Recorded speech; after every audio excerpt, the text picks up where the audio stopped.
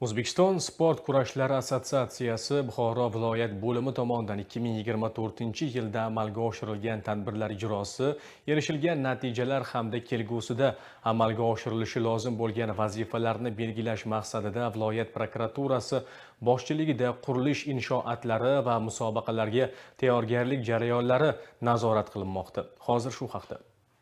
Barchamizga ma'lumki, hududlarda viloyat prokurorlari sport kurashlari assotsiatsiyasining hududiy bo'limi raisi etib saylangan.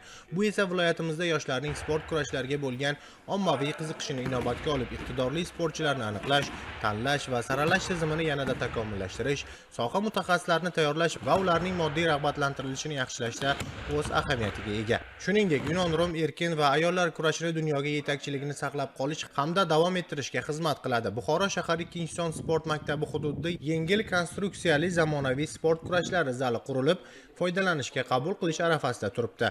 Ushbu majmua kelgusida yoshlarni jahon arenalarida peshqadam bo'lishlari uchun zamin yaratadi. Shuningdek, Buxoro shahridagi 26-son umumta'lim maktabining sport kurashlariga ixtisoslashtirish bo'yicha kelishib olinib, zarur sport jihozlari bilan ta'minlash va sportchilar shug'ullanishi uchun qulay shart-sharoitlar yaratishga qaratilgan amaliy tadbirlar boshlandi. Mana bu sport zalimizni open budjet orqali yutib oldik jamoamiz bilan birgalikda. Hozirgi kunda qurilish ishlari nazoratlari prokuratura tomonidan olib borilmoqda. Bu sport zalimizni sport kurashlari, sport turlariga yo'naltirish maqsad qilib qo'ydik.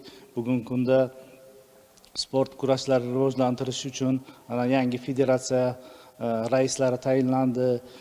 Bizda ham sport kurashlarini rivojlantirish uchun barcha shart-sharoitlar yaratilmoqda. Shu yangi qurilayotgan sport zalimizni ham biza reja qilib oldikki, bolalarni erkin kurash, yunon-rum kurash sport turlari bilan shug'ullanishi uchun sharoitlarni yaratib berish maqsad qildik. Hozir bundan tashqari sport maktabimizda viloyat hokimimizning tashabbuslari bilan ikkinchi xuddi shunday sport zalimiz qurilishi rejalashtirilgan. Kelajakda ana shu sport zallardan samarali foydalangan holda rahbariyatimiz tomonidan qo'yilgan topshiriqlar asosida Olimpiya, jahon chempionatlarida ishtirok etadigan sportchilarni tayyorlashni maqsad qilib qo'yganmiz.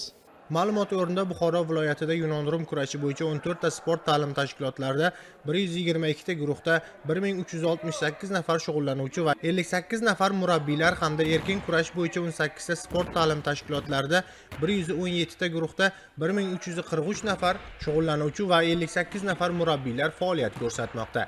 Ishchi guruh tomonidan o'rganishda aniqlangan kamchiliklar mutasaddilar ishtirokida tanqidiy muhokama qilinib, ularni bartaraf etish va kelgusidagi vazifalarni belgilab olish bo'yicha 22 banddan iborat yo'l xaritasi ishlab chiqildi. Hozirda yo'l xaritada belgilangan qurilish ta'mirlash ishlari yakunlangunga qadar Buxoro muhandislik texnologiya institutining zamonaviy sport zali, sport kurashlari markaziy bazasi sifatida murabbiy va sportchilarga vaqtinchalik foydalanishga topshirildi.